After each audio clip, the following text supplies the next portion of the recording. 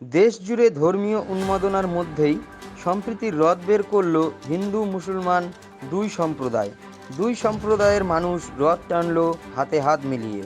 বারাসাত কাজীপাড়ায় সম্প্রীতির রথের আয়োজক তৃণমূল শ্রমিক সংগঠন। রবিবার প্রভু জগন্নাথের যাত্রা শুরু। পুরী ইস্কন মাহেশ ছাড়াও দেশের বিভিন্ন স্থানে মহা ধুমধামের সঙ্গে প্রভু জগন্নাথের পুজো হয়েছে। বারাসাত বনমালীপুর সম্প্রীতির রথ সারা দেশে হিন্দু মুসলমান সম্পর্ককে আরও মজবুত করবে বলেই আশা করছেন উদ্যোক্তারা।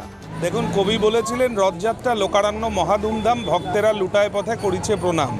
অর্থাৎ রথযাত্রাকে কেন্দ্র করে আমাদের মানবিক মুখ্যমন্ত্রী মমতা বন্দ্যোপাধ্যায় যেরকম বলে থাকেন যে আমাদের 12 মাসে 13 পার্বণ, আমরা বাঙালিরা হিন্দু মুসলিম খ্রিস্টান বৌদ্ধ জৈন সব ধর্মের মানুষ সমস্ত উৎসবে যেরকম সামিল হই, রথযাত্রাও তার ব্যতিক্রম নয়। এবং নারী পুরুষ সকল ধর্মের সকল বয়সের মানুষ একত্রিত হয়ে একটা উৎসবের মেজাজে এই রথযাত্রা পালন করছে।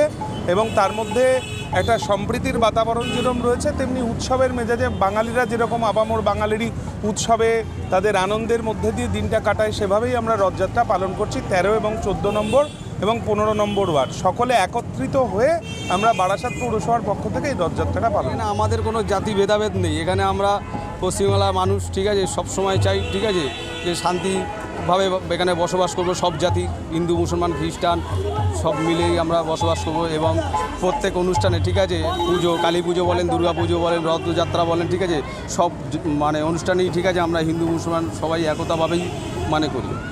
যে আমাদের একটা হিন্দুদের প্রোগ্রামের, হিন্দুদের মন্দিরের ঘড়ি ধরে টানছেন, ঠিক আছে, কীরকম লাগছে নিজের মধ্যে? এটা খুবই ভালো লাগছে। রথটা বানিয়েছি একমাত্র আমিই বানিয়েছি এবং এই রথ টানতে ভালো লাগে। এর জন্য সঙ্গে, ঠিক আছে, 1 মাস আগেই এই সব আলোচনা করে, ঠিক আছে, আমরা নিজেরাই, ঠিক আছে, সব ঠিক করি কে কী দায়িত্ব নিয়ে কাজটা করবে।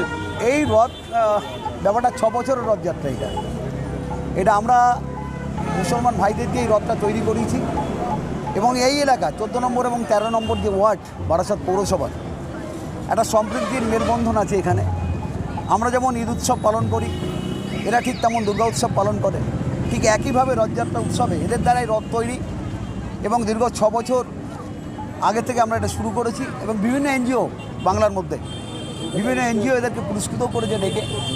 এই রথযাত্রাটা মাত্রা আলাদা জায়গায়। এই এলাকাটা একটা সম্প্রীতির বন্ধনে আবদ্ধ। এর মধ্যে কোনো রাজনৈতিক চিন্তাভাবনা নেই। মা বোনের মধ্যে একই বিষয়, মুসলিম আছে, সবাই তারা আছে। কীভাবে দেখছে? তারা একইভাবে, একই পরিবারের লোক, একই পরিবারভুক্ত বলে নিয়ে তারা এই অনুষ্ঠানটা পালন করছে।